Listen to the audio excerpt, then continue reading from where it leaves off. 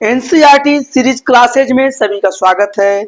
NCERT की series बन रही है सभी सब्जेक्ट और क्लास 6 टू क्लास 12 तक की। अभी हिस्ट्री की बनाई जा रही है और इसमें क्लास 6 को पहले सिलेक्ट किया गया है। क्लास 6 हिस्ट्री चैप्टर 7 का आज 9th पार्ट बन रहा है और इसके बाकी सभी पार्ट बन चुके हैं। सभी का लिंक एक प्लेलिस्ट बनाकर डिस्क्रिप्शन बॉक्स में आपको मिल जाएगा। तो आइए हम डायरेक्ट टॉपिक पर आते हैं। और अगर आपके पास बुक हो तो बुक का पेज संख्या 68 आप ओपन कर लीजिए। बहुत ही महत्वपूर्ण विषय पर हम लोग चर्चा करने जा रहे हैं। और देखिए मैं यहाँ लिखा हूँ एनसीईआरटी हिस्ट्री यानी इतिहास क्लास 6 चैप्टर 7 पार्ट 9 पेज संख्या 68 पेज संख्या। और यह चैप्टर का नाम है राज्य से साम्राज्य और इंग्लिश में लिखा है Ashoka the emperor who gave up war. और आज का जो विषय है वह यह है कि अशोक का धम्म क्या था। व्हाट वाज अशोकास धम्मा। तो यही आज का विषय है। हम चर्चा करेंगे कि अशोक का धम्म ये क्या था और उस पर हम बात करने जा रहे हैं। और जैसा कि इसके पहले वाले वीडियो में भी आपको बताया जा चुका है कि ये जो धम्म शब्द है यह संस्कृत के धर्म शब्द का ही प्राकृत रूप है। तो ये हम बता चुका हूं कि ये जो धम्म है वह संस्कृत में जो शब्द धर्म है, धर्म का ही ये प्राकृत रूप है। क्योंकि प्राकृत में जो ये र होता है वो मम संयुक्त बन गया है तो ये धम्म हुआ है। जैसे संस्कृत में होता है कर्म तो उसका हो जाता है कम, तो यही चीज है। तो ये धम्म संस्कृत के धर्म का प्राकृत रूप है। तो एक बात आप जान चुके हैं। अब आइए मैं इसको पढ़ के आपको समझा देता हूं। देखिए अशोक के धम्म में किसी देवता अथवा किसी कर्मकांड की आवश्यकता नहीं थी। तो सबसे पहला अशोक का जो धम्म है उसमें पहली बात है कि देवता या कर्मकांड की जरूरत नहीं। देवता या कर्मकांड क्या थी, नहीं था। बस ये समझिए, नहीं। पहली बात पॉइंट यही हो गया। अशोक का जो धर्म है उसमें कोई देवता यानी कोई डिटीज या कोई रिचुअल्स नहीं था। तो देवता या कर्मकांड नहीं था, पहली बात हो गई। उन्हें लगता था कि जैसे माता पिता अपने बच्चों को अच्छे व्यवहार की शिक्षा देते हैं वैसे ही यह उनका कर्तव्य था कि अपनी प्रजा को निर्देश दे। यह अशोक का मानना था कि जिस तरह से पिता अपने बच्चों को अच्छे संस्कार की शिक्षा देते हैं या अच्छे व्यवहार की शिक्षा देते हैं, इसी तरह से उनका यानी कि राजा का कर्तव्य है कि अपनी प्रजा को निर्देश दे या शिक्षा दे अच्छे व्यवहार की। ये बिल्कुल बात हो गई। और वे बुद्ध के उपदेशों से प्रेरित थे। अशोक जो था वह बुद्ध के उपदेश से प्रेरित था। तो अशोक का जो धम्म भी था वो भी बुद्ध के उपदेश से प्रेरित था। तो लिख लीजिए बुद्ध के उपदेश से प्रेरित। बुद्ध के उपदेश या शिक्षाओं बुद्ध के उपदेश से प्रेरित। दूसरा पॉइंट हो गया, ठीक है। और तीसरी बात है कि ये दे रहा है कि अच्छा व्यवहार धम्म में मुख्य बात क्या है। अभी जो मैं पढ़ा लाइन उसका मतलब यही हुआ कि अच्छा व्यवहार। तीसरा बात लिख लीजिए, अच्छा व्यवहार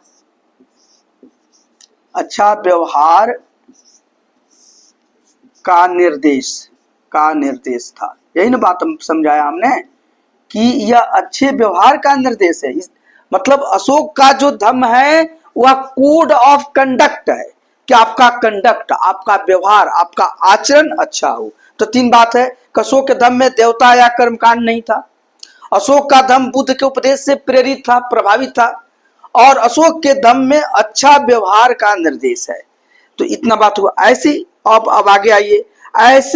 ऐसी कई समस्याएं थी जिनके लिए उनमें संवेदना थी, यानी अशोक में या अशोक के धम्म में, कि अशोक के धम्म में, अशोक के मन में समस्याओं के लिए क्या थी, संवेदनाएं थी। उनके साम्राज्य में अलग अलग धर्मों को मानने वाले थे और इससे कई बार टकराव पैदा हो जाता था।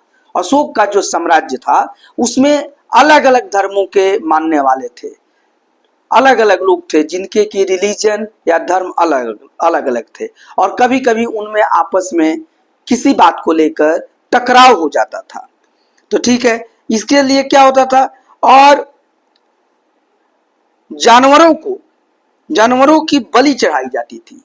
जो पहले का पूर्ववर्ती जो धर्म था उसमें जानवरों की बलि भी चढ़ाई जाती थी। दासों और नौकरों के साथ क्रूर व्यवहार किया जाता था। जो पहले के धर्म को मानने वाले लोग थे, उनके यहाँ जो दास होते थे या उनके यहाँ जो नौकर होते थे, उसके साथ वे लोग क्रुएल्टी के साथ बहुत ही निर्दयता पूर्वक या क्रूर व्यवहार करते थे। इसके अलावा परिवार में व पड़ोसियों के बीच भी झगड़े होते रहते थे। अशोक ने ये देखा कि जो पहले के लोग रह रहे हैं यहाँ पर, वो परिवार में भी और अपने पड़ोसियों के साथ भी झगड़ते रहते हैं। अशोक ने यह महसूस किया कि इन समस्याओं का निदान उनका कर्तव्य है। इसलिए अशोक को लगा कि सिर्फ राज्य पर शासन करना ही हमारा कर्तव्य नहीं है, बल्कि ये भी जो छोटे मोटे समस्याएं हैं इसका भी हमें समाधान खोजना चाहिए, इसका भी रेमेडी चाहिए। इसलिए उन्होंने धम्म महामात नाम के अधिकारियों की नियुक्ति की जो जगह जगह पर धम्म की शिक्षा देते थे। इसलिए अशोक ने क्या किया कि एक धम्म महामात नाम की अधिकारी की नियुक्ति की। देखिए, धम्म महामात, ये बहुत इंपॉर्टेंट है। धम्म महामात, देखिए याद कर लीजिए, धम्म महामात नामक अधिकारी की नियुक्ति, नामक अधिकारी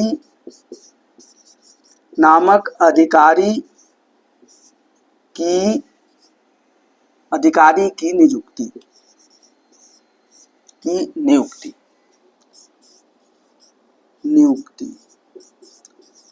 एक धम्म महामात नामक अधिकारी की नियुक्ति की गई। ये पॉइंट किया गया, जो जगह जगह जाकर धम्म की शिक्षा देते थे। जो जगह जगह मन हर जगह जाकर धम्म की शिक्षा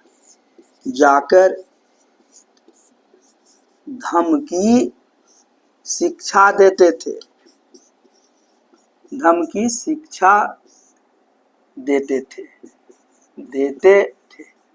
कोई कंफ्यूजन नहीं है। अशोक के धम्म में धम्म महामात की नामक अधिकारी की नियुक्ति की गई, और ये धम्म महामात अशोक के धम्म के जानकार थे, और ये जगह जगह पर जाकर लोगों को धम्म की शिक्षा देते थे। इसी के साथ साथ ये देख लीजिए यहाँ पर कि इसके अतिरिक्त अशोक ने अपने संदेश कई स्थानों पर शिलाओं और स्तंभों पर खुदवा दिए। अशोक कई स्थानों पर अपना संदेश स्तंभ पर या शिला पर खुदवाया। ये बात मैं पहले भी बता चुका हूं, और मैं देखिए फिर लिख देता हूं। देखिए,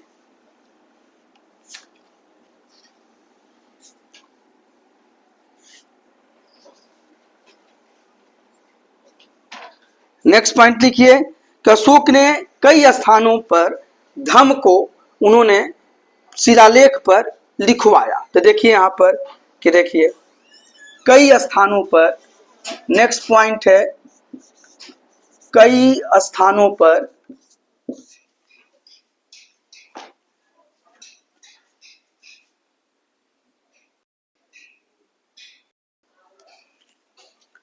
और देखिए कई स्थानों पर धम्म संदेश को शिलाओं स्तंभों पर खुदवाती है। तो ये काम ये भी अशोक ने कर दिया ताकि जन सामान्य उसको समझ सके। और इसी के साथ साथ अधिकारियों को यह निर्देश दिया कि वे राजा के संदेश को उन लोगों को पढ़कर सुनाए जो खुद पढ़ नहीं सकते। और अशोक ने अपने अधिकारियों को यह भी संदेश दिया कि वह जाकर घूम कर और उन लोगों को जो निरक्षर हैं या जो पढ़ नहीं सकते हैं, उनको जो ये जो धम्म का संदेश जो शिला पर या स्तंभों पर खुदवाया गया है उसको पढ़कर भी सुनाएं और उनको समझाएं। और इसी तरह से देखिए अशोक ने धम्म के विचारों को प्रसारित करने के लिए सीरिया, मिस्र, ग्रीस में दूत भेजे। और देखिए इसने दूसरे जगह भी दूत भेजे। तो देखिए यहाँ पर दिया गया है कि यहाँ पर धम्म को प्रसारित करने के लिए, प्रचार के लिए, प्रचार प्रसार लिख दीजिए, प्रचार प्रसार हेतु, हेतु देखिए दिया है यहाँ पर सीरिया, सीरिया, इसके साथ देख लीजिए मिस्र, सीरिया, मिस्र, इसी के साथ देखिए ग्रीस आदि जगहों पर दूत भेजे, आदि जगहों पर दूत भेजे, अपने दूतों को, अपने मैसेंजर को भेजे, जगहों पर दूत भेजे। और देखिए नेक्स्ट यहाँ पर पॉइंट दे रहा है कि अपने पुत्र महेंद्र और पुत्री संघमित्रा को इसी कार्य के लिए उसने श्रीलंका भेजा। और देखिए अपने पुत्र महेंद्र, अपने पुत्र महेंद्र, महेंद्र और पुत्री वह लिख देते हैं, वह पुत्री संघमित्रा, पुत्री संघमित्रा को, अपने पुत्र महेंद्र और पुत्री संघमित्रा को, संघमित्रा को श्रीलंका प्रचार पर देखिए धम्म के प्रचार के लिए श्रीलंका भेजा। इसी कार्य हेतु लिखा है, तो वही मात्र है कि इसी कार्य हेतु यानी धम्म प्रचार के लिए इसी कार्य हेतु श्रीलंका भेजा, श्रीलंका भेजा। बहुत सिंपल सी बात है। और यहाँ पर देख लीजिए अशोक, ये देखिए यही आप देख लीजिए कि यही देखिए ये ग्रीक है जो कि यूनान कहते हैं। इसके बाद देखिए ये सीरिया है, ये देखिए ये मिस्र है, ये देखिए ये श्रीलंका है। उसने यहाँ तक देखिए ये इंडोनेशिया है, जावा सुमात्रा यहाँ पर है। और साथ ही साथ ये देखिए ये सब जगह है, देखिए ये थाईलैंड है, देखिए इसके यहाँ म्यांमार है, यहाँ देखिए ये भूटान है, ये नेपाल है। इस सभी जगह बौद्ध धर्म का प्रसार प्रचार करवाया और बौद्ध धर्म भारत से भी बाहर गया। और मतलब धम्म बाहर गया और वो धम्म जो था वो बौद्ध धर्म से प्रभावित था और इस माध्यम से बौद्ध धर्म का भी संदेश बाहर तक गया।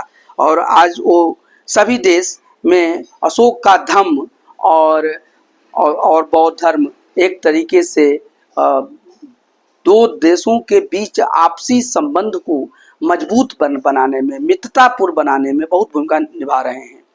देखिए और अशोक ने क्या किया, उन्होंने सड़कें बनवाई, कुएं खुदवाए, विश्राम गृह बनवाए, बहुत ही कल्याणकारी योजनाएं भी चलाई जिसमें सड़क बनवाई, कुएं खुदवाई और विश्राम गृह यहाँ पर बनाए। इसके अतिरिक्त उन्होंने मनुष्यों और जानवरों की चिकित्सा की भी व्यवस्था की। ये सबसे बड़ी बात है कि अशोक ने उस समय मनुष्य के लिए हॉस्पिटल तो बनाए ही बनाए और जानवर के लिए भी ये वेटनरी हॉस्पिटल्स बनवाए। तो यहाँ पर मनुष्य और जानवर दोनों की चिकित्सा की व्यवस्था की गई। ये भी एक बात है, आप यहाँ पर उसे नोट कर लीजिए कि मनुष्य और जानवर की लिए चिकित्सा की व्यवस्था उसने करवाई। तो ये चीज़ है, ये तो आप नोट कर सकते हैं, मैंने इसको बार बार बता भी दिया, फिर बोल देता हूँ कि उसने बहुत सारे कल्याणकारी योजनाएं बनाई जिसमें सड़क बनवाना, कुआं खुदवाना, विश्राम गृह बनाना और मनुष्य और जानवर के लिए चिकित्सा का व्यवस्था करना। आइए इसको मैं लिख ही देता हूँ ताकि आप भूलिए नहीं। तो देखिए ये मैं इसको आप नोट कर लीजिए, अब मैं मिटा देता हूँ। आइए देखिए, तो ये सब कर लीजिए। अभी तक अगर आप डॉक्टर ए के ओझा इस YouTube चैनल को सब्सक्राइब नहीं किए हैं तो कर लीजिए, ये आपके लिए बहुत फायदेमंद है और इसे आप शेयर भी कीजिए, साथ ही साथ कमेंट और लाइक भी कीजिए। और आइए फिर नेक्स्ट बात देखिए इसने और क्या काम किया यहाँ पर देखिए, तो सड़क, सड़क, इसके साथ साथ कुआं, कुआं, इसके साथ यहाँ देखिए विश्राम गृह, विश्राम गृह आदि मैं लिख देता हूँ, आदि बनवाए, बनवाए। इसी के साथ साथ देखिए अशोक ने भी काम किया कि मनुष्यों और जानवरों के लिए, मनुष्यों एवं जानवरों, जानवरों के लिए अस्पताल बनवाएं, चिकित्सा की व्यवस्था के लिए, चिकित्सा, चिकित्सा की व्यवस्था, की व्यवस्था। और देखिए आपके इस बुक में यहाँ पर एक मैप दिया गया है और इस मैप में देखिए उत्कृष्ट पॉलिश वाले पत्थर की मूर्ति है ये, और इसमें देखिए यह बिहार के रामपुरवा में मिले हैं। यह मौर्य कालीन स्तंभ का हिस्सा है, अभी इसे राष्ट्रपति भवन में रखा गया है। यह उस समय की मूर्ति कला का एक नमूना है। तो देखिए एक यहाँ पर बैल, देखिए बैल ऑक्स पत्थर पर नक्काशी करके और उत्कृष्ट पॉलिश वाले पत्थर पर नक्काशी करके एक बैल की मूर्ति बनाई गई है और लगता है कि ये बिल्कुल सजीव बैल है। और यह बैल वास्तव में यह स्तंभ पर लगा हुआ था और उस समय की मूर्ति कला को दर्शाता है। और ये देखिए रामपुरवा बिहार में है, देखिए यही बिहार में यही रामपुरवा है, ये चंपारण के पास है, तो ये रामपुरवा है। तो यहाँ पर ऐसा स्तंभ मिला है और उस पर ये बैल का मूर्ति लगा हुआ है और देखिए ये दिखाया गया है, देखिए स्तंभ के ऊपर बैल है, हर जगह शेर है ना, अब सिंह है ना, ये बैल है और इसको अभी राष्ट्रपति भवन में रखा गया है। तो ये बहुत ही इंपॉर्टेंट बात है, हमें लगता है कि आपको बिल्कुल ये समझ में आया होगा और इस एजुकेशनल चैनल के साथ बने रहिए। बहुत बहुत धन्यवाद।